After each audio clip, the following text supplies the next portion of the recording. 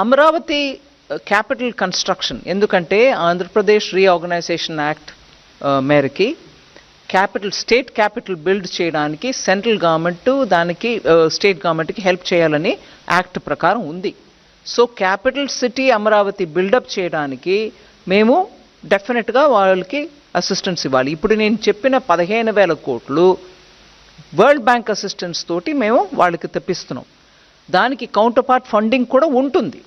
కానీ ఇవాళ state position ఎలా ఉంది, అది ఎట్లాగా వాళ్ళు ఇస్తారా ఇవ్వలేరా, అది మేము సెంటర్ నుంచి గ్రాంట్ ఇచ్చుకుంటామా, ఇవన్నీ చూసి వాళ్ళతోటి మాట్లాడుకొని చేస్తాం.